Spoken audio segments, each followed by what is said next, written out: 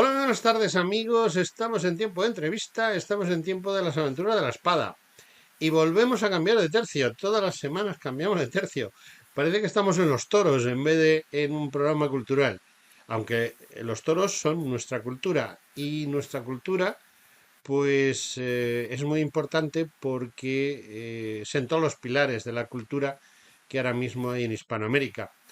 Y además de sentar esos pilares de la cultura, pues sentó las relaciones de muchas cosas que pasaron allí. Y pasaron esas cosas porque ese siglo XV, ese siglo XVI, ese siglo XVII básicamente, dieron a luz a una serie de personas y de personajes que acabaron allende los mares, en las provincias españolas del otro lado del Atlántico, y que son básicos y fundamentales para explicar muchas de las cosas que actualmente suceden en Hispanoamérica. Y para ello hemos traído a un historiador que desde mi punto de vista es un entendido en el tema y que además no solo es un entendido en el tema, sino que sabe explicarlo.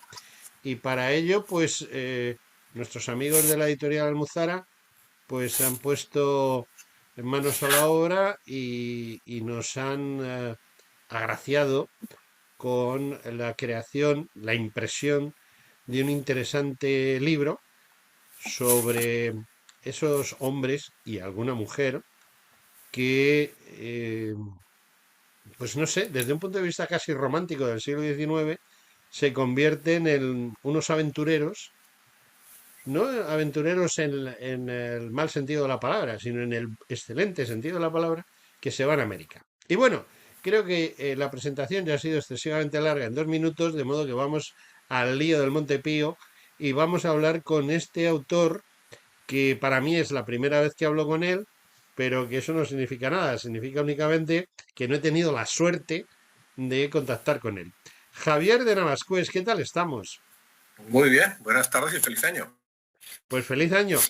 Eh, Javier, ¿de dónde te viene este interés, digámoslo así, por la historia de Hispanoamérica? Porque entiendo que historiador eres y eres historiador porque te gusta, pero ¿por qué esa orientación hacia Hispanoamérica y sobre todo algo tan interesante como la aventura? Te veo un poco así, un poco Marco Polo, un poco Julio Verne en ese sentido, ¿no? Bueno, yo soy catedrático, propiamente soy historiador, pero soy catedrático de literatura hispanoamericana en Ujú. la universidad y llevo toda mi vida trabajando temas académicos de tipo, bueno, empecé trabajando en la literatura hispanoamericana en el siglo XX y luego me fui hacia atrás cronológicamente. Y bueno, llevaba ya varios años trabajando particularmente dos géneros que son muy propios de la literatura y de la historia de Hispanoamérica, que son las crónicas de Indias y los poemas épicos. Entonces, cuando alguna vez alguien me pregunta, ¿cuánto tiempo te llevó escribir este libro? Que es una treintena más o menos de biografías breves de personajes. Pues mira, lo que fue la redacción menos de un año, lo que fue, pues digamos, lo que aquí se cuenta toda mi vida, ¿no? Entonces, de cierta manera, varios de los personajes que van desfilando por mi libro, pues son personajes que he estudiado, sobre los que he leído mucho. Y entonces un día pues me ocurrió efectivamente ponerlos a andar. Como dice un historiador francés, hacer historia es resucitar a los muertos y ponerlos a andar, ¿no? Dice Michel Descoteaux. Entonces, ponerlos a andar de manera que fueran personajes vivos delante del lector, ¿no? Y es lo que he tratado de hacer, pues un conjunto de historias que además muchas veces encadenando, porque los personajes unos se relacionan con otros de alguna manera y ya paso a hablar del siguiente, que es, bueno, es lo que he tratado de, digamos, dar un paso que creo que en la academia tenemos que hacer siempre al público general, el público culto. No sé de hablar del público, el gran público, mejor si fuera el gran público, pero vamos, básicamente alguien que no esté especializado y que quiera leer muchas cosas con muchas, digamos, darle una frescura, una amenidad a algo que me parece un trabajo apasionante, que es el de la universidad, de investigación universitaria. Ujú. Bueno, entiendo, estoy hablando con un catedrático, yo soy un simple estudiante, digámoslo así todavía. Yo sigo estudiando desde Yo que aprendí también, a leer prácticamente. Y creo que cada día sé menos, a pesar de que tengo la suerte de conocer a yo gente como también. Javier de Navascués. Mis oyentes y televidentes lo saben que todas las semanas traemos por lo menos a dos autores y dos autores de historia, eh, historia de España, porque además, aunque en alguna ocasión hemos traído a alguien de algún tema que se pueda relacionar directa o indirectamente con la historia española, porque España ha sido todo, pues la verdad es que eh, es una suerte contar con alguien que nos pueda hablar de esto. Vamos a ver, Javier, te voy a tutear, eres muy joven para mí. Javier, ¿por qué elegiste el tema de... O sea, siempre el título está relacionado con lo que va adentro. Bueno, no siempre, pero vamos. Cuando es un autor serio, como es tu caso, el título está relacionado íntimamente con lo que hay dentro. ¿Por qué Claro. aventureros? ¿Por qué ese calificativo a los protagonistas de tu libro? Vale, pues eso casi es responderle cómo lo empezamos a pensar, ¿no? Yo no tenía este título, sino que el título vino dado después, ¿no? A veces ocurre, es decir que, mira, fíjate, uno de los grandes libros de ensayo del siglo XXI en español es El infinito en un junco, ¿no? De esta mujer de Irene Vallejo.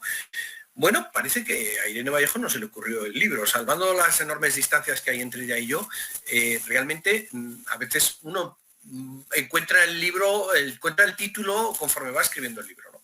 Y Ujú. entonces descubrí que yo quería escribir digamos, unas biografías digamos, estuvieran ensartadas como un manojo de cerezas y que todas tuvieran un hilo conductor. Y de pronto descubrí que había un hilo conductor que era el de la aventura. No el de la aventura, a ver, no el de la aventura, digamos, en el sentido más propio, digamos, sino es más bien en un sentido amplio. Es decir, que por aquí sí, hay aventureros y aventureras, además, porque empezó hablando de dos conquistadoras, de dos mujeres conquistadoras, que son María de Estrada e Inés Suárez, que fueron con Cortés y con Pedro de Valdivia respectivamente. Pero luego hablo, por ejemplo, de Bernardino de Sagún, que era un misionero, que fue pionero de la antropología. Después hablo de Francisco de Toledo, que es un virrey que llega allí y realmente su vida es aventurera.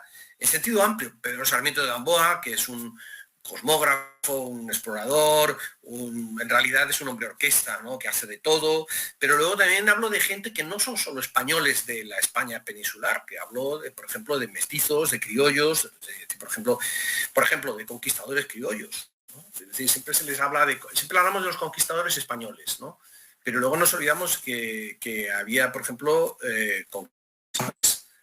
nacidos en América, como por ejemplo Juan de Oñate y Gaspar de Villagrán, que fueron los conquistadores de Nuevo México, que hoy día Ujú, diríamos que eran mexicanos, porque nacieron en Zacatecas. ujú. Hablo, por ejemplo, de Antonio Ruiz de Montoya, que fue un jesuita limeño.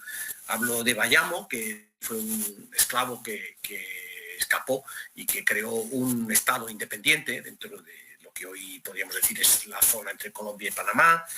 Habló también de los propios guerreros que también se alzaron contra los españoles. Hablo de en fin, de algún pícaro, de algún viajero que es un pícaro. Hablo de científicos, hablo de escritores, de poetas, de pintores, en fin, de naturalistas.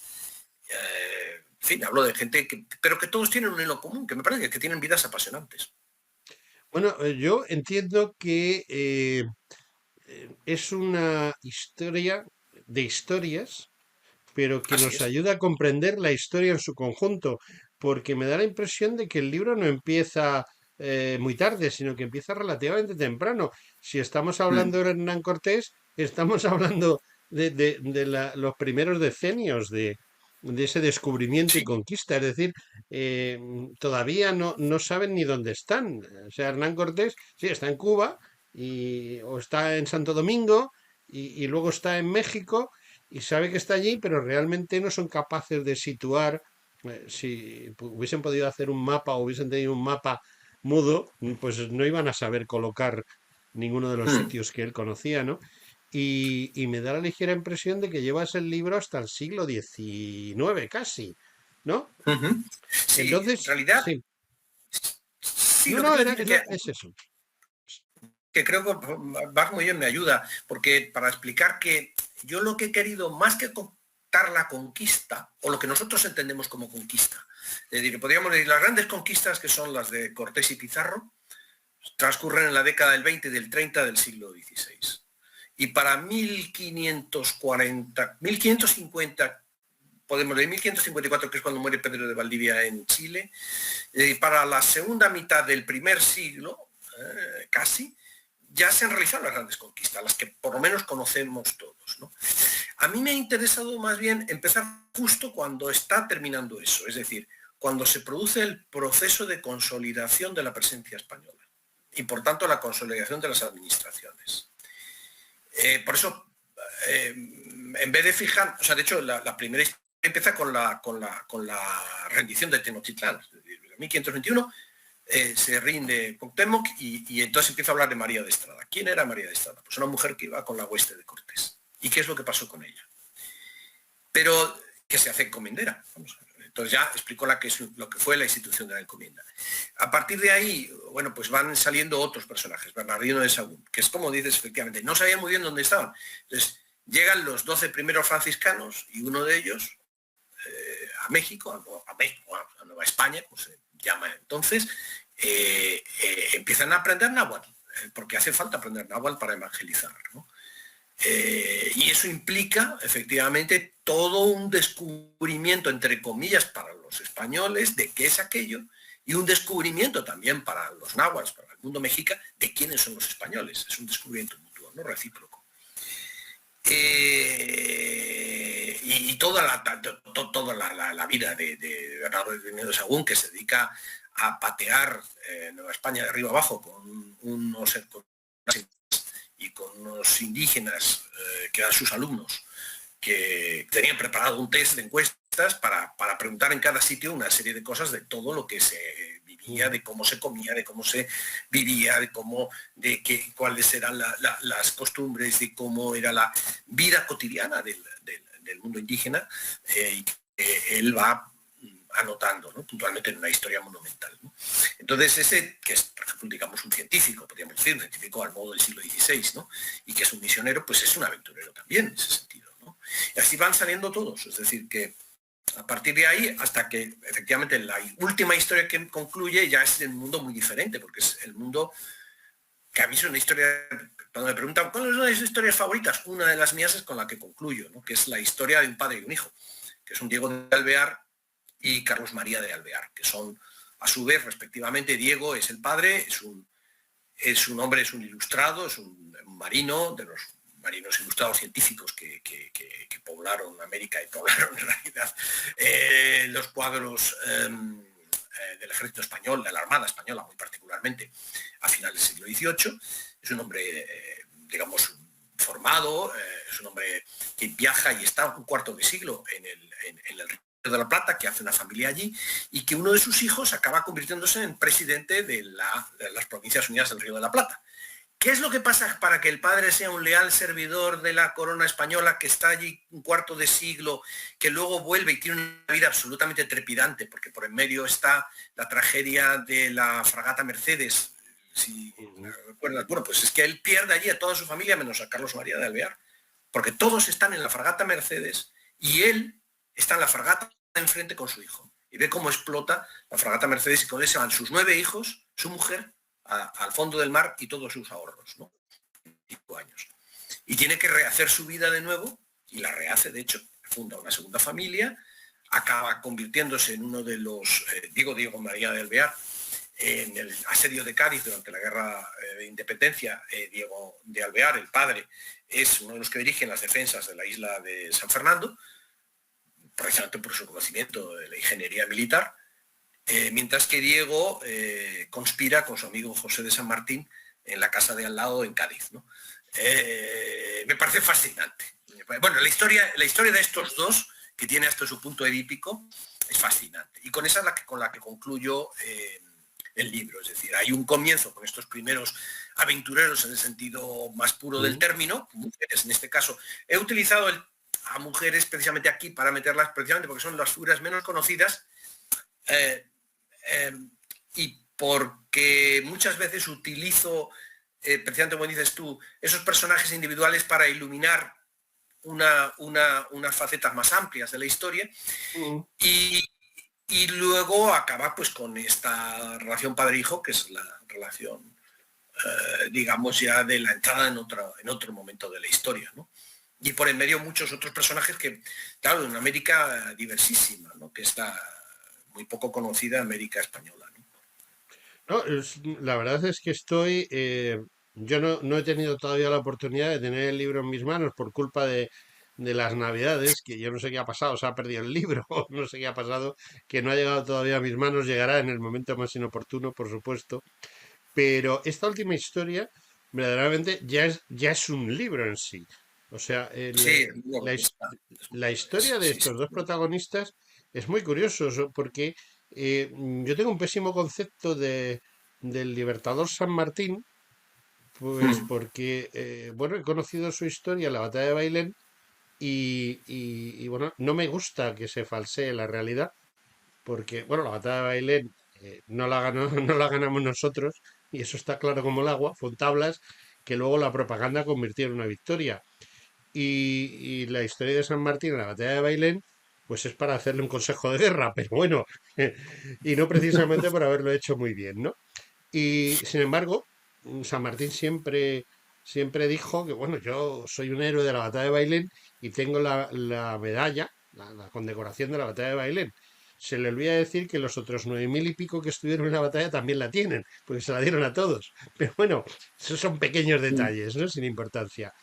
Pero es curioso que tú comentes algo tan interesante y tan importante, que ya en sí es para hacer no un libro, sino una serie entera, que es pues esos españoles, no digamos con carne de identidad porque no existía, pero con carne de identidad español, que están defendiendo, se supone que están defendiendo a España de la invasión de Francia y al mismo tiempo están conspirando para su destrucción, ¿no?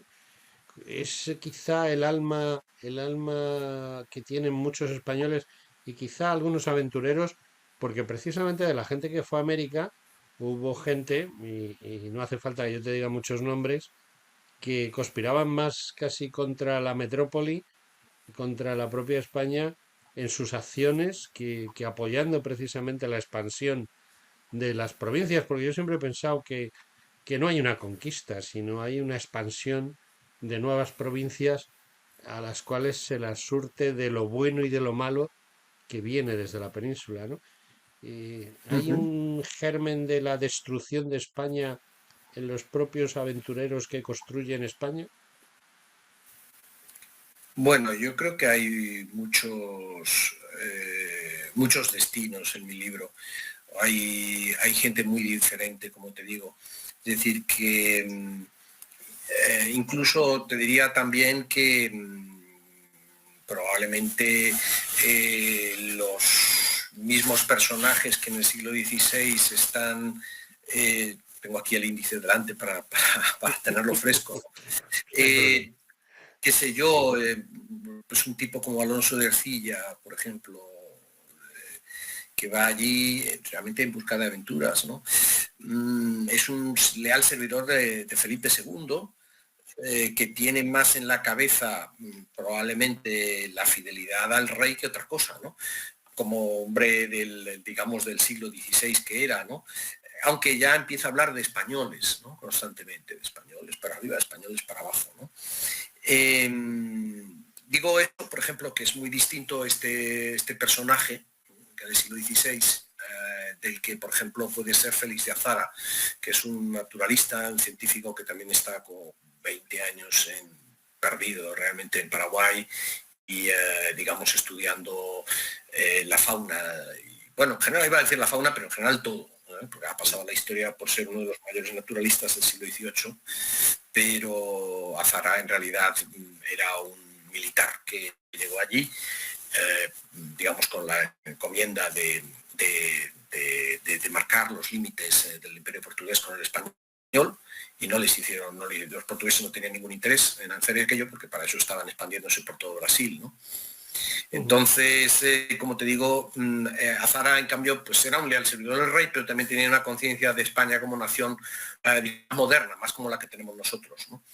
O sea que depende. Y luego, la verdad que hay otros personajes que, bueno, pues tienen estilos muy diferentes. Por ejemplo, el Inca Garcilaso de la Vega, que es el primer escritor americano en español de la historia, pues era un hijo de princesa inca y conquistador español, que era hijo fuera del matrimonio, que de hecho pues, su padre lo reconoció, pero no se casó con la princesa, y que luego hizo toda su carrera profesional, podemos decir así, en España, ¿no? En Córdoba, en particular, entre Montilla y Córdoba. Entonces, bueno, es que son personajes muy diferentes, ¿no? O Sor Juana Inés de la Cruz, por ejemplo, que es una monja novohispana que prácticamente no sale de México en toda su vida, ¿no? Hay muchos destinos. Puede ser que, y eso no sé si se verá reflejado en los personajes. En definitiva, el libro no es nada más que el reflejo de esos personajes. Bueno, no es ni más ni menos que el reflejo de los personajes. También es el reflejo de las épocas, porque no es lo mismo la España-Austria que la España-Borbón. ¿Se nota Así esa es. diferencia? Sí, se nota mucho. O sea, en la colonización americana no tuvo nada que ver, bueno, por decirlo de una manera poco precisa, los siglos XVI y XVII con respecto al XVIII. Es decir, el cambio de dinastía implica una serie de cambios administrativos muy fuertes, y de hecho eso también se refleja por los personajes que están en el XVII, por ejemplo, se mueven con unos, digamos, con unos parámetros que no tienen nada que ver con los del XVIII. Entonces, cuando llegan los Borbones, digamos, hay una reforma peninsular, pero una reforma americana muy potente, ¿no? Por un lado, para racionalizar la administración, los Austrias habían dividido, digamos, el imperio en dos, con dos virreinatos, el virreinato de Nueva España, que abarcaba, podemos decir, el Caribe, América Central y lo que conocemos hoy como México y Estados Unidos, y América del Sur, que estaba en el virreinato del Perú. Entonces, eso parecía bastante inabarcable de forma, lo cual es razonable, y entonces pues fueron fragmentando, y por un lado esto. Y luego, por otro lado, los Borbones, bueno, por muchas otras cosas. Explico algo esto rápidamente porque esto realmente es algo muy sabido, pero que es necesario para contextualizar luego como los personajes que están viviendo, ¿no? Luego hay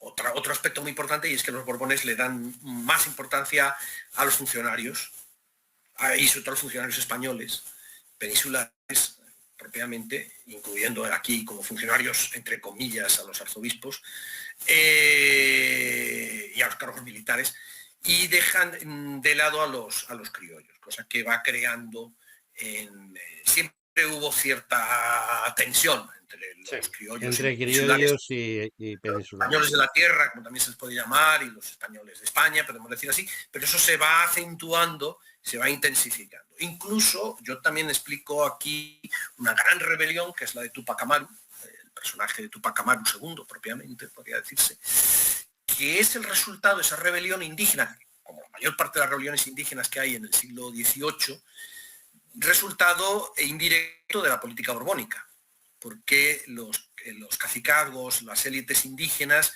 ven que el status quo que se había establecido con la administración virreinal anterior se les está rompiendo, y que les están dejando de lado totalmente, ¿no? Y eso es un poco lo que explica también. No tanto lo que después se ha dicho, ¿no? Desde un punto de vista, o de un punto de vista indigenista, mejor dicho, de la rebelión de Tupac Amaru como una premonición de las independencias posteriores de Perú, etcétera, sino más bien como lo que realmente fue, que fue una rebelión en la que el propio Tupac Amaru esgrime en algún momento incluso que miente, pero bueno, le interesa decir que el rey le ha encomendado que se alce Claro, esto es poco curioso. Ante los pecados y las barbaridades que hacían los funcionarios. Barbaridades que eran ciertas, por cierto. Es decir, que, bueno, hay todo un juego político de muy distintas capas en esos siglos, y el 18 con los Borbones cambia el tablero de juego completamente, ¿no? Javier, me estoy quedando sin tiempo, pero antes de que me quede definitivamente sin tiempo, te voy a hacer la pregunta que hago siempre última, y es que, bueno, pues yo paso frente a una librería, por ejemplo, la librería San Martín en la Puerta del Sol, ya no existe, ahora es un ese de comida rápida, tal, pero cuando yo era joven sí existía, ¿no? Y entonces te pones frente a la vitrina, que es como se llamaban antes a Ujú. los escaparates, y veo tu libro allí puesto. Entonces me quedo pensando y digo, hombre, mira qué curioso, un libro sobre la gente, las aventuras, Hispanoamérica. Tiene que ser interesante, pero dudo. Y mi duda es, ¿por qué entro y lo compro? Bueno, tengo que entonces que defender mi libro, ¿no? Hombre, te ha Vamos allá. tocado, lo siento. Vamos allá.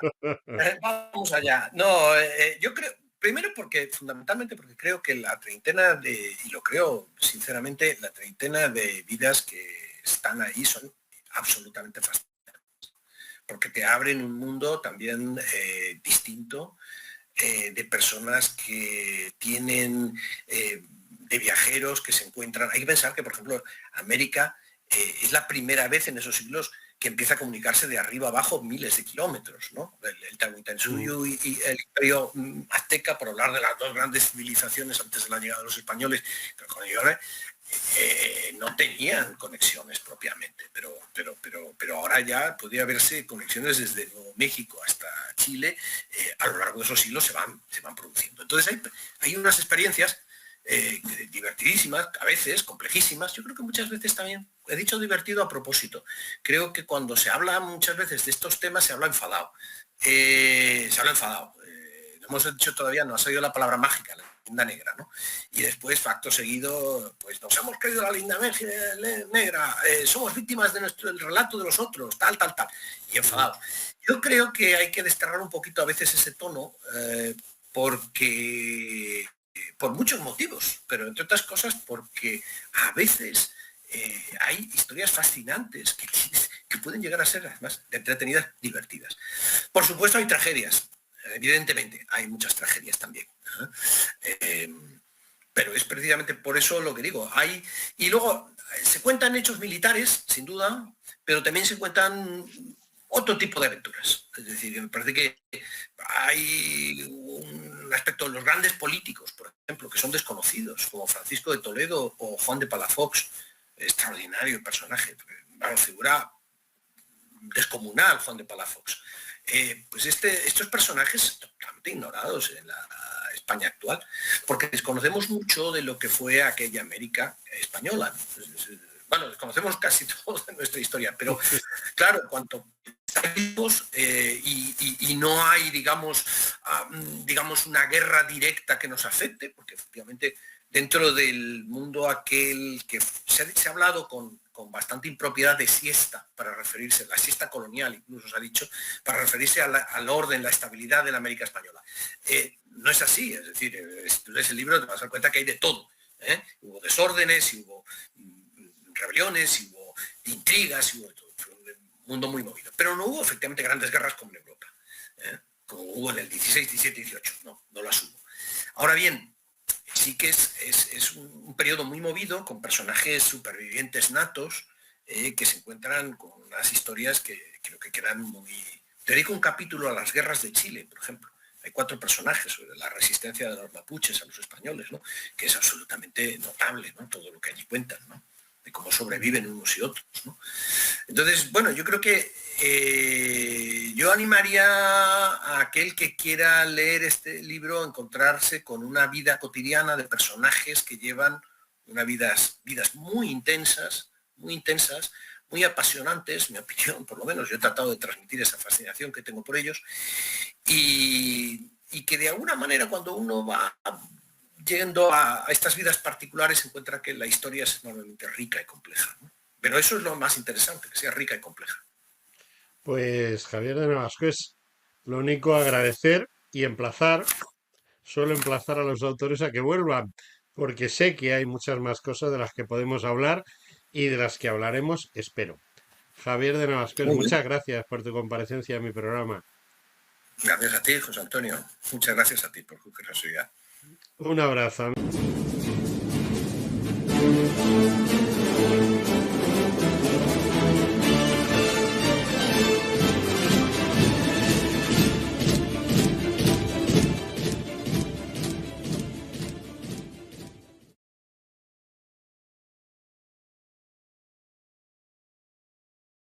Y hoy tenemos con nosotros a una persona que es nueva en esta plaza, como diría el ambiente taurino, y que es Engel de la Cruz. Buenas Así es. noches. Buenas noches, encantada de estar aquí, que además te has puesto la corbata a juego con las letras del libro. Ah, pues es verdad, sí, es un cierto. detallazo.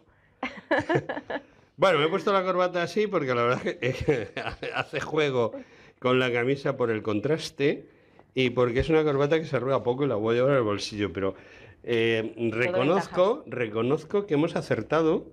Este es el libro que hoy tenemos con nosotros, que es este libro de Engel de la Cruz, que ha hecho un libro muy especial.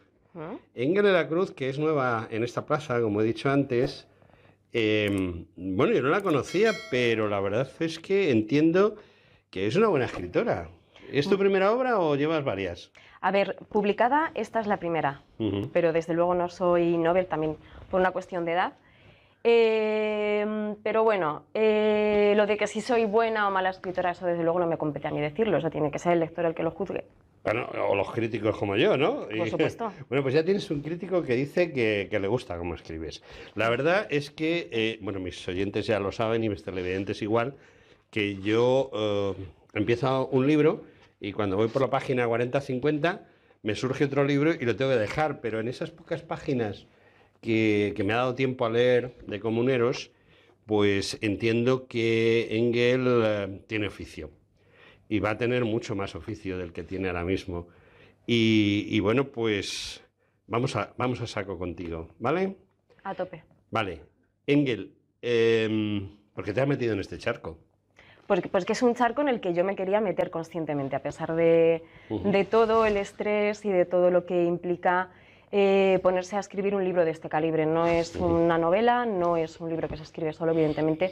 Tiene una labor de documentación detrás bastante importante, que me ha llevado bastante tiempo. Entonces, bueno, realmente mi vocación de escribir es muy larga, es desde que era pequeña, básicamente siempre me ha gustado escribir y siempre he querido dedicarme a escribir, pero realmente el tema comunero surge cuando estaba estudiando la carrera, porque yo curiosamente, bueno, yo estudié la carrera de Humanidades en Toledo y estudié en la Plaza de Padilla, es decir, estudié en el edificio o en la plaza donde estaba situada la casa de Juan de Padilla, del capitán comunero. Entonces ya ahí surge un poco la llama, ese interés, porque aquí en Toledo, bueno, allí en Toledo, mejor dicho, siempre se me olvida que estamos en Madrid, allí en Toledo sí que es cierto que el tema comunero no tiene mucho, no se da mucha voz, no es tan conocido como pueden ser otros temas, no más populares allí en la ciudad.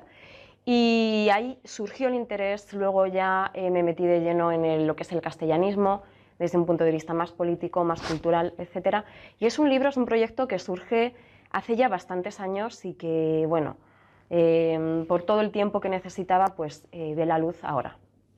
Bueno, lo cierto es que has escogido un tema interesante. Yo entiendo que las nuevas generaciones como tú, de gente que ha estudiado historia y que dentro de estudiar historia se ha centrado en campos muy diversos, no es como los historiadores ya no senior, sino super senior. Es decir, los escritores de mi época creo que escriben sobre la Segunda Guerra Mundial,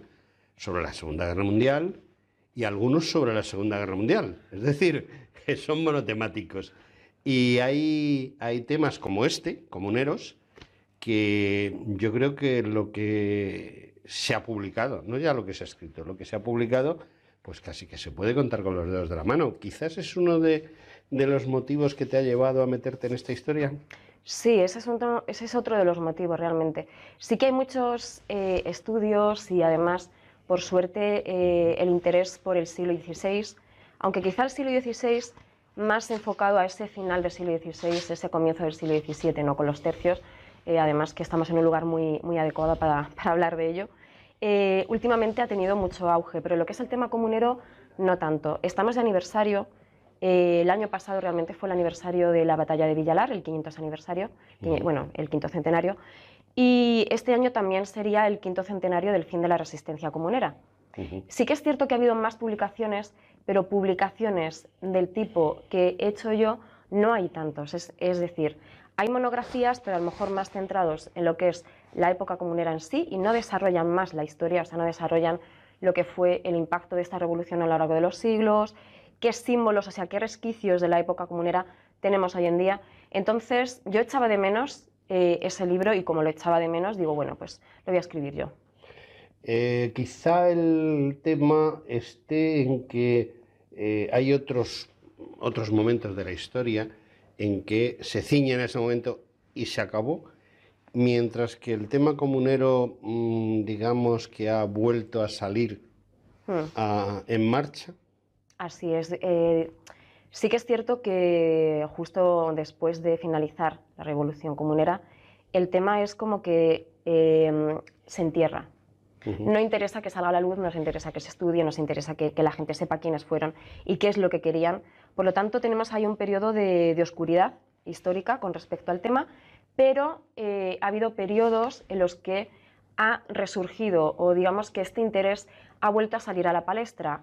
Ocurrió en el siglo XIX con los liberales, con el empecinado, que además hay un libro que acabo de ver ahí que me ha parecido muy curiosa la casualidad.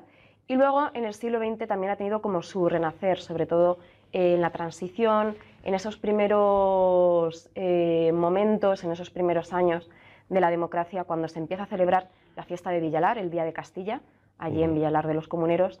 Además que el primer año se celebró de manera clandestina, tuvo que ir la Guardia Civil a sofocar esa manifestación espontánea del sentir popular y en ese momento también se recupera. Hay que tener en cuenta que, como casi cualquier cosa en este país, se ha politizado mucho también. Entonces, eso es una ventaja en el sentido de que cuando se ha politizado para bien, se ha divulgado el tema, pero también es una desventaja porque ha creado un sesgo a la hora de estudiar, a la hora de conocer. Hay mucha gente que ya va hacia este tema con muchos prejuicios, porque se ha politizado tanto muchas veces, tanto por un bando como por otro, que a veces es difícil, ¿no? Desentrañar qué es lo que fue, qué es lo que querían. Muchas veces tengo que escuchar que la gente me diga, bueno, entonces eran de izquierdas o de derechas. Digo, vamos a ver, eran del siglo XVI, no eran ni de derechas ni de izquierdas, sí. O sea, vamos a ver qué disparate es este. Pero es muy difícil sacar a la gente de ese planteamiento, ¿no? De si no es una cosa, es otra. De lo que tú me comentas, ahí hay una cosa que me llama mucho la atención, porque al final todos estos movimientos que en su día eran muy razonables, por una serie de circunstancias, como pueda ser que, bueno, los comuneros pretendían mantener una situación política anterior cuando el mundo estaba cambiando, pero hay una cosa que a mí personalmente me llama mucho la atención y es lo que tú decías de la politización, es decir, hay una serie de individuos actualmente que han tratado o están tratando de apoderarse del movimiento comunero, de la idea comunera y convertirlo en un movimiento de izquierdas, generalmente más que de derechas.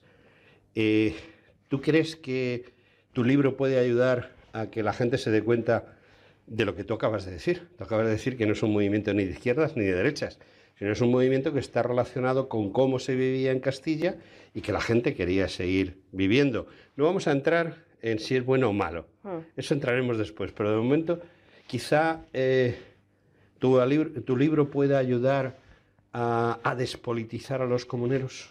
Ojalá, la verdad es que es uno de mis grandes objetivos a la hora de escribir el libro, es desenterrar todas esas ideas preconcebidas y sobre todo mostrar la revolución como fue, dejándonos de presentismos y de visiones absurdas, simplemente describir la realidad del momento, qué es lo que querían, que eran prerrogativas del momento, o sea, no era nada que pudiese aplicarse al siglo XX, desde luego, ni muchísimo menos, ni al siglo XXI. Entonces sí que me gustaría un poco pues quitar esos fantasmas que están ahí en el castillo, en Castilla, quitarlos, ¿no? Un poco y arrojar un poco de luz, y sobre todo que la gente intente entender cómo fue de verdad, no cómo se quiere que se sea, sino cómo fue de verdad, con sus luces, con sus sombras. Soy consciente de que quizá el libro haya gente que pueda tachar, pues no, realmente no era así, porque ellos eran a lo mejor más radicales, más rebeldes, más revolucionarios, querían cosas más avanzadas de las que querían, o todo lo contrario, dirán, realmente el libro pues a lo mejor se dice que eran más conservadores. Realmente lo que quiero es acercarme lo máximo posible a la objetividad. Y desde esa objetividad, te voy a hacer una pregunta difícil, Uy, me encanta. porque te vas a tener que mojar. Venga. Desde mi punto de vista, lo poco que yo sé de los comuneros, que bueno, por desgracia, a la que estudias historia, creo que seguirá igual que hace 40 años cuando la estudié yo, o peor. Muchas veces los profesores, los catedráticos, tratan de imbuirte en determinadas ideas.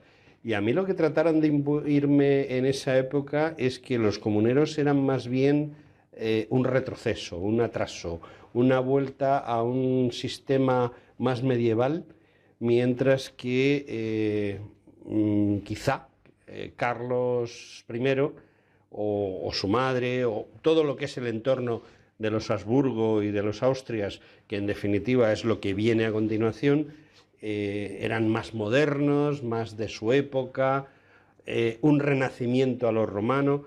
No sé cómo planteártelo, sino realmente la postura política, si pudiésemos trasladarla a hoy en día, lo cual es imposible, pero pudiésemos hacer una idea, quizá no fuesen demasiado tradicionalistas o vuelta a una Edad Media, a unos privilegios que tenían los nobles en la Edad Media por parte de los comuneros. Tanto como vuelta a la Edad Media, no. No, porque ellos realmente, incluso se llega a decir, hay autores que sostienen que en un momento dado querían hacer como una especie de ciudades-estado, querían un auge de la burguesía que no existía en ese momento como tal, pero que no existía en la Edad Media. No, Maraval en los años 60 ya definió el movimiento como la primera revolución moderna, y creo que tiene mucho del sentir moderno, o sea, de la concepción del mundo moderna. Pero claro, cuando decimos revolución moderna, cuando metemos esa burguesía, entre comillas, que en esta revolución apenas existe, porque la burguesía en Castilla, en Burgos sí, en el resto de Castilla no estaba tan avanzada. Entonces, sí que tendemos a verlo como que era una revolución más avanzada de lo que era. Eran personas tradicionales. No querían una revolución al estilo de la Revolución Francesa, no querían quitar la monarquía, no querían cortarle la cabeza al rey, ni muchísimo menos. Querían rey, pero querían un rey que se adaptase a lo que ellos querían, o que al menos abriesen un poquito ese camino, o un poquito esa vía más parlamentaria, ¿no? Ese poder de las cortes, ese poder de las ciudades, que es lo que pretendían. Pero ellos en ningún momento, por ejemplo, pues eso, pretendían quitar la institución de la monarquía, ni muchísimo menos. Y luego aparte también tenían el valor religioso, que ahí está, que es un valor bastante tradicional. Por lo tanto, no eran revolucionarios al estilo del siglo XIX, como muchas veces se quiere. Revolucionarios románticos de mitad del siglo XIX. No, los revolucionarios románticos reivindican a los comuneros y quieren y ofrecen esa visión tan sesgada, ¿no? de lo que fue. No, para nada, no. Vamos a quitarnos esas anteojeras, ¿no? Esa cerrazón de miras que nos han dejado estas visiones romantizadas. El movimiento comunero surge en un momento muy concreto, que casi es un momento heredero de unas guerras civiles que hubo en España muy poquito antes, porque realmente, o muy poquito antes visto desde ahora, a lo mejor en esa época había pasado mucho tiempo, ¿no? Que son las guerras relacionadas con el tema entre Isabel y la Beltraneja, ¿no? Sí.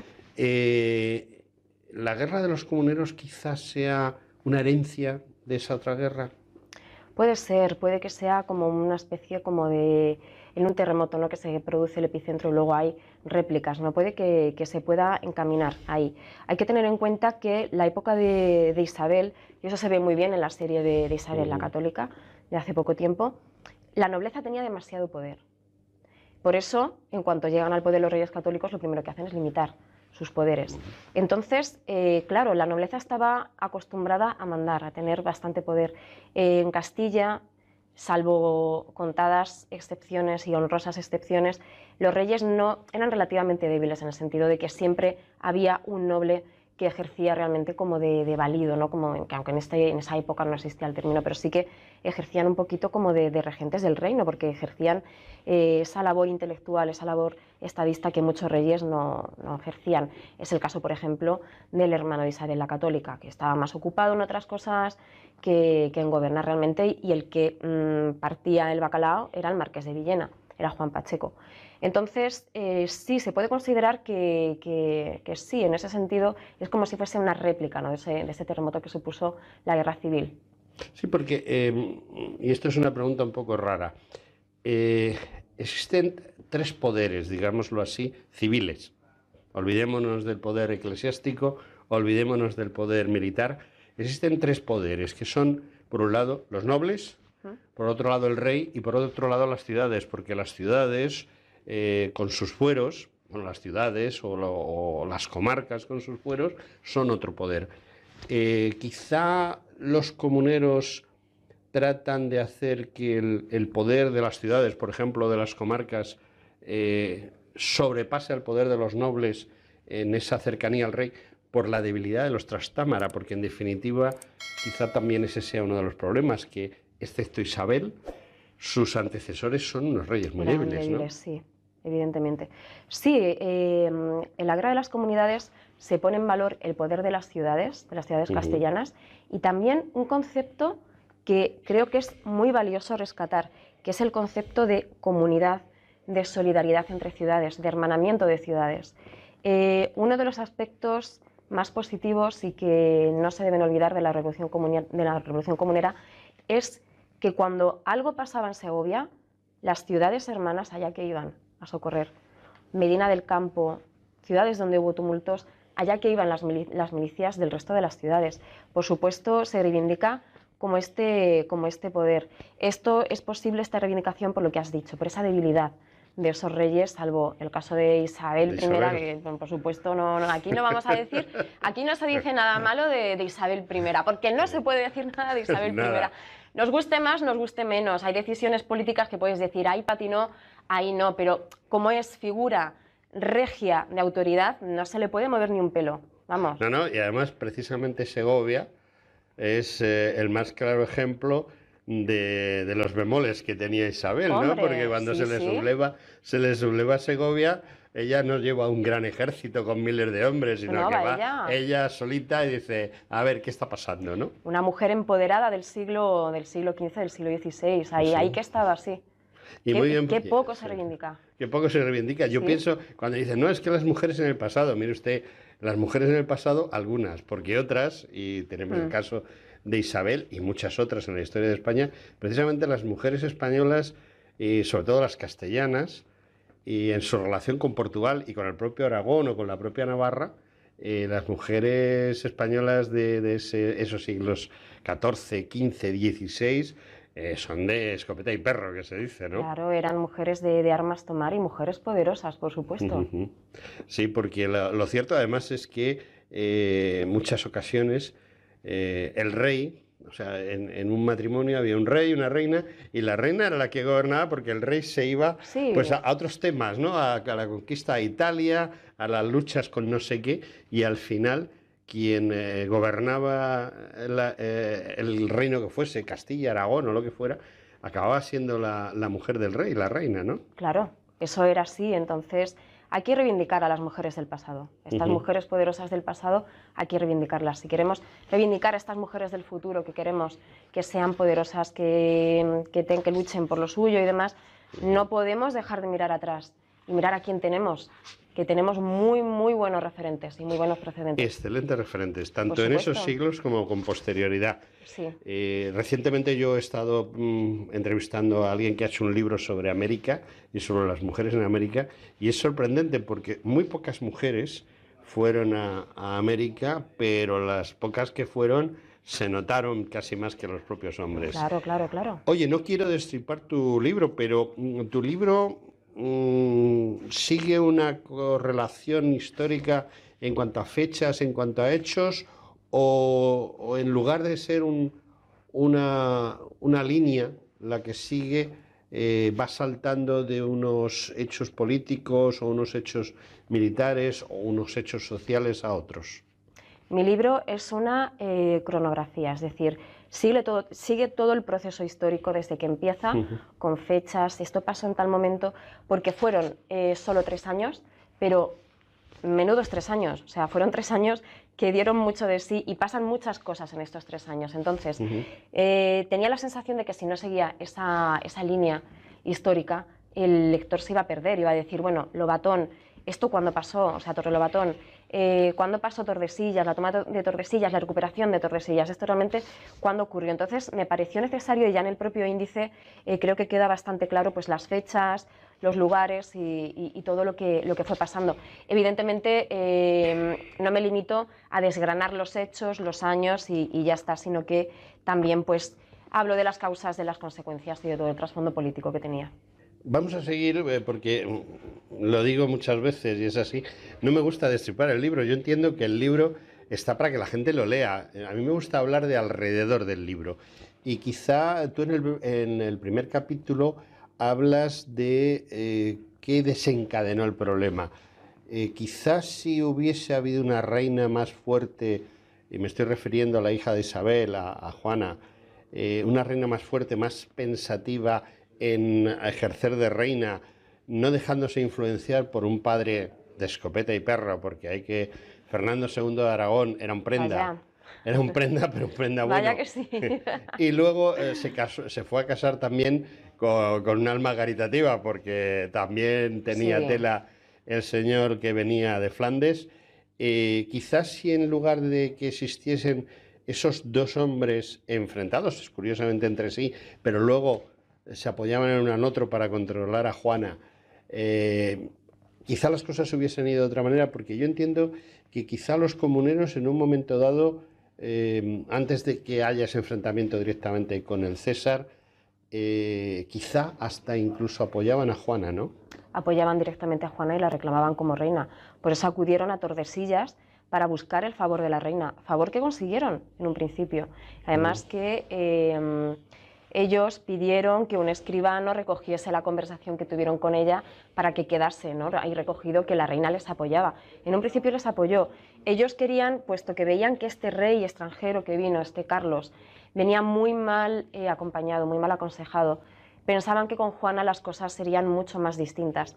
Quizá vieron más maleabilidad, ¿no?, en la figura de Juana. Quizá dijeron, bueno, pues quizá ella sí es más maleable, sí tiene una forma de ser que a lo mejor es un poco más difusa, o no es tan fuerte, al menos como su madre, quizá podemos hacernos un poco más con el poder. Pero ellos sí que reivindicaban a la reina Juana como reina legítima que era, porque además Juana reinó.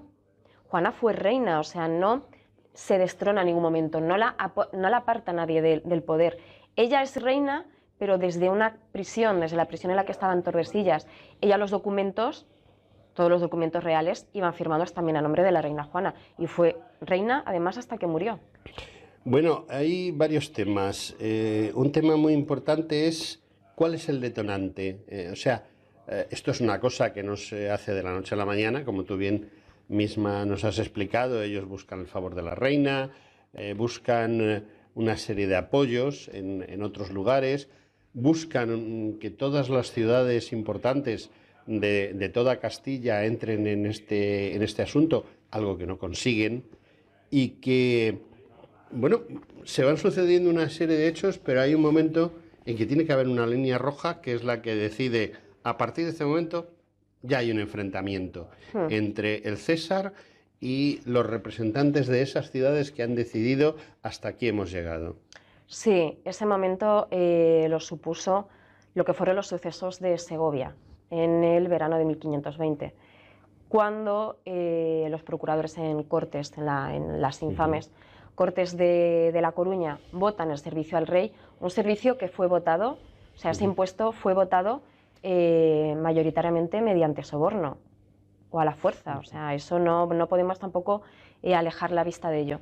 Entonces, claro, después de esas cortes, cuando los procuradores regresan a Segovia, pues no se encuentran con una ciudad que les recibe con los brazos abiertos. Lo que se encuentra Rodrigo de Tordesillas, el procurador en Cortes, es una multitud que le apalea hasta la muerte, o sea, le lincha hasta la muerte.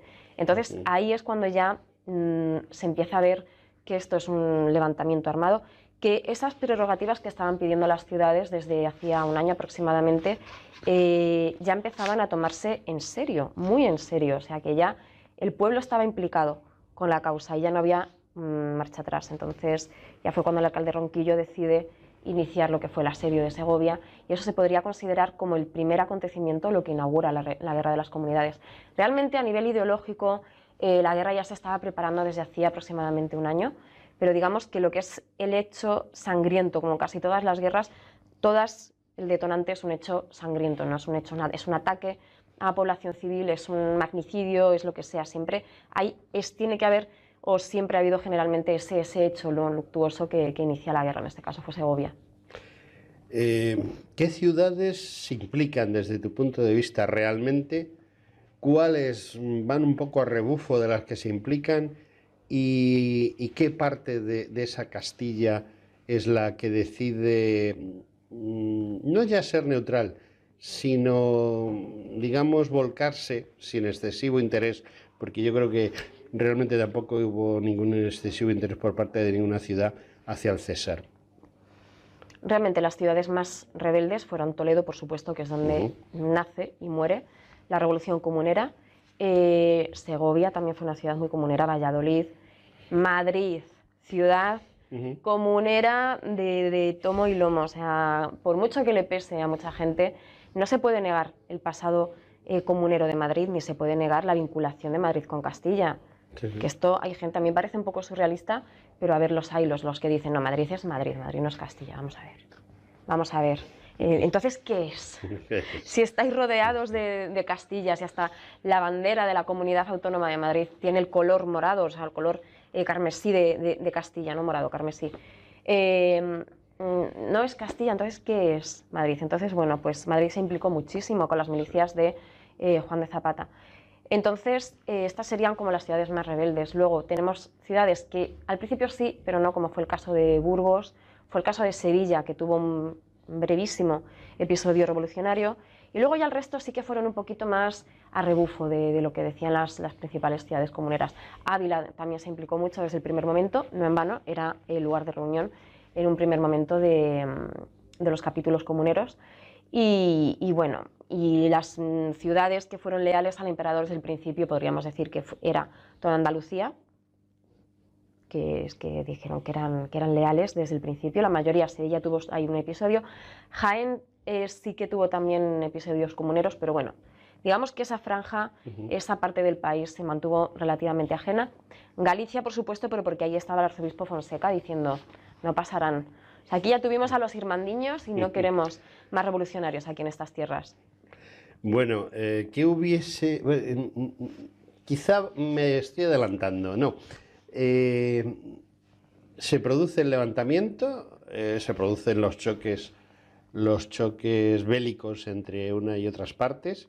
Supongo que también la gente reduce las guerras a los enfrentamientos bélicos entre los contendientes, cuando muchas veces las guerras se ganan en los despachos, ¿no? Y en este caso, pues creo que también. Hubo un momento en el que, por ejemplo, cuando llega Villalar o un poco antes de Villalar, en que existió la posibilidad de que los comuneros ganasen. Sí, hubo varios momentos. ¿Por qué? Porque la nobleza, bueno, la toma de Tordesillas creo que fue el momento más paradigmático, y después de la quema de Medina, ¿no? Cuando se empieza a ver la crueldad con la que estaba actuando, la dureza con la que estaba actuando el ejército imperial, y cada vez más ciudades se van involucrando en la causa.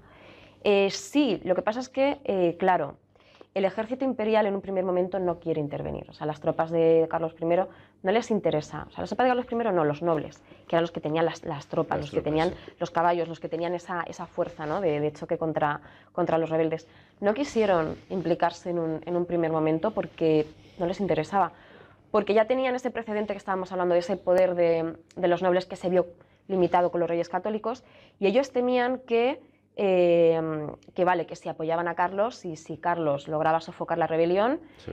ellos iban a gastar fuerzas, iban a gastar todos sus empeños en un rey que luego les iba a dar una patada, como hicieron los reyes católicos. Y como hizo no Carlos mucho. en parte también, ¿no? Claro, entonces ellos, los nobles, ya estaban un poquito con la mosca detrás de la oreja, entonces no quisieron involucrarse mucho. Entonces decía Manuel Azaña que los comuneros, que hizo un estudio de los comuneros que se ha rescatado hace poco, un estudio interesante que se ha mantenido ahí en el olvido y ahora con motivo del 5º centenario ha salido otra vez a la luz. Decía Manuel Azaña que los nobles querían que Carlos ganase, pero no mucho. Pero no Y que tampoco ganase demasiado pronto, porque claro, mientras ellos tuviesen ese poder, podían tener el favor del emperador. Pero claro, si le daban la victoria, que podían haberlo conseguido por una cuestión táctica, porque al no tener apenas nobleza entre sus filas, los comuneros tenían un ejército de infantería. Y infantería, con todo el grueso de la caballería que llevaban los imperiales, con eso no se puede hacer nada. No se podía hacer nada No se porque podía hacer nada. todavía no había llegado el Renacimiento en sí y no habían descubierto que la infantería romana le podía a la caballería gala, ¿no? Bueno, vamos a hacer otra ucronía. Vamos a suponer que hubiesen ganado los comuneros. Es una ucronía, es decir, Sí. estamos utilizando bola de cristal. ¿Qué hubiese sucedido? Pues yo lo pienso muchas veces, obviamente, y lo pensaba mientras escribía el libro y a veces lo pienso, o sea, muchas veces es en plan, pero ¿qué hubiese pasado realmente? Teniendo en cuenta no lo que estaba pasando en el país en ese momento, sino lo que estaba pasando en Europa y en el mundo. Entonces, para entender qué hubiese pasado no tenemos que centrarnos solo en lo que estaba más cerca, sino también un poquito mirar alrededor y ver lo que podría pasar.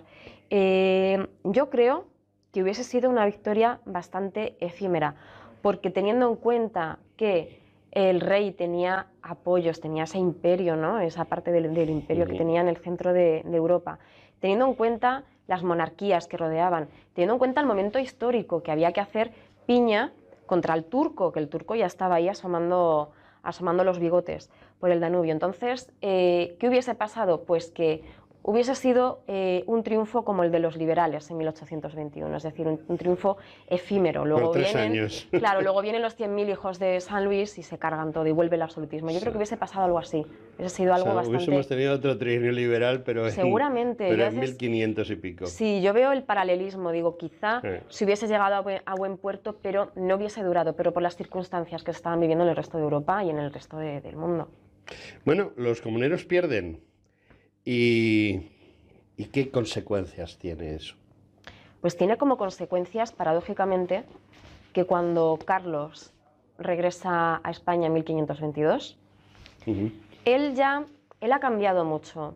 Él no es el mismo chiquillo que se fue 3 años antes para ser coronado emperador. Él ya ha tenido que sufrir el varapalo comunero, ha tenido que sufrir las Germanías en Levante, que por ahí todavía andaban, que no solo, o sea, en España no solo estaba la Revolución Comunera, también estaban las Germanías, y que se estaban desarrollando al mismo tiempo. Empezaba el problema luterano que tantos dolores de cabeza le dio al emperador durante el resto de su vida, y él había cambiado y había escarmentado mucho. Entonces ese niñato que se fue a Alemania tan mal aconsejado como vino a España, que se fue con la cabeza llena de pájaros, quizá ya vino hecho un hombre, pero porque las circunstancias le dieron un guantazo. Le obligaron, ¿no? Le obligaron. Entonces se da cuenta de que si quiere reinar en España, de que si quiere reinar en Castilla, tiene que quedarse en Castilla el máximo de tiempo posible, aunque luego él viaja, está mucho tiempo fuera, pero al menos se casa aquí, se casa además con la partidaria o con quien más, o sea, los castellanos con quien querían que se casase, que era con la princesa de Portugal. Y... Además es curioso, es un matrimonio también por amor. Aunque Sí. inicialmente sea Sí. política, acaba siendo un ejemplo. Se pone Sí. muchas veces como ejemplo, ¿no? Sí, no, la verdad es que el rey estaba locamente enamorado de Isabel realmente y fue un matrimonio, además que se tiene constancia, siendo como eran los reyes y teniendo además el precedente de Fernando II y de Felipe el Hermoso, teniendo esos 2 precedentes, se tiene constancia, o al menos se piensa, de que Carlos I le fue fiel durante todo el matrimonio, durante todo el tiempo que Isabel vivió, le fue fiel. O sea, la quería muchísimo y además cuando ella falleció fue uno de los momentos más duros en la vida del emperador. Entonces, bueno, pues retomamos 1522, vuelve Carlos, se da cuenta de que tiene que estar en Castilla y de que tiene que aprender el idioma y las costumbres. Entonces se produce lo que se denomina la hispanización de Carlos. Y empieza un poco a convertirse en ese Carlos I del libro, ¿no? Ese señor que empezamos a ver en la batalla de Mühlberg, que además lo tengo aquí detrás de mí, en ese señor paradigmático. Detrás de mí, no sé dónde está. Bueno, no, hasta a tu izquierda. Lo tengo cerca. A tu izquierda, detrás tienes el milagro de Empel. Sí, bueno, también viene bien, pero bueno, ahí le tenemos sí. ahí en Mühlberg. Entonces, Sí. ese proceso, ¿no?, de conversión del Carlos del Carlos Borgoñón, que llega a 1517, a ese señor de 1547, pues se produce ese proceso tan vital para su trayectoria. Bueno, vamos a ver, nos hemos quedado sin tiempo. Siempre pasa lo Vaya. mismo. Yo me tiraría hablando contigo de este tema. Lo que pasa es que he tratado de Sí. concentrar preguntas porque el tiempo nos come. Pero voy a hacer una pregunta que creo que no la he hecho nunca, o la he hecho demasiadas veces. Tú has hablado de Madrid. Tú bajas por Madrid, por la calle Carretas, y a la que llegas a la Puerta del Sol, en la esquina, ya por desgracia no está, pero allí asesinaron a Canalejas, en esa esquina, porque Canalejas, el presidente, estaba presidente del Consejo de Ministros. El presidente de España es de la República. Con la monarquía son presidentes del Consejo de Ministros, aunque ellos se empeñen en otra cosa. Bueno, pues estaba allí en la librería, había una librería en la esquina especializada en temas históricos, temas de geografía, de viajes, pero 90% historia. Y entonces tú bajas por allí, tú no eres la autora del libro, eres una persona interesada en la historia y ves este libro en el escaparate. Este libro. Sí. Lo ves en el escaparate. ¿Por qué lo compras? Lo compro porque es un libro de comuneros que no tiene en la portada el cuadro de la ejecución de los comuneros, que estamos hasta las narices de ver. Precioso el cuadro, icónico cuadro. Pero ya eso ya me dice, la persona que ha escrito el libro ha leído tantos libros de comuneros que ya no quiere ver más ese cuadro en una portada, de una cubierta de un libro. Y luego aparte, pues evidentemente es comuneros, hay que leerlo. Bueno, pues yo te doy mi palabra de que lo voy a leer, porque ya te digo, llevo escasamente 40-50 páginas más o menos. Tiene las páginas que tiene que tener desde mi punto de vista. Yo siempre lo comento, todo el libro de máster de 300 páginas está muy bien, pero no hay quien se lo lea. Y lo poco que he mirado me ha parecido recomendable, no. Lo siguiente, muy recomendable. Y se lo recomiendo a todas las personas que nos están escuchando o que nos están viendo. Y solo me queda una cosa, felicitarte. Muchísimas gracias por haber hecho este trabajo que creo que marca un punto y aparte en todo lo que significa la historia de España. Muchísimas gracias a ti por darme esta oportunidad, por estar aquí este rato y por haberme esperado, que me he retrasado un poquito. Espero que la espera haya valido la pena, por lo menos. Ha valido la pena. Yo entiendo que sí ha valido la pena. Y bueno, amigos, el tiempo de entrevista se nos ha agotado. Ya sabéis, los minutos son los que son y no da más de sí. Amigos, hasta la semana que viene y Engel, hasta otra próxima entrevista. Cuando quieras. Gracias.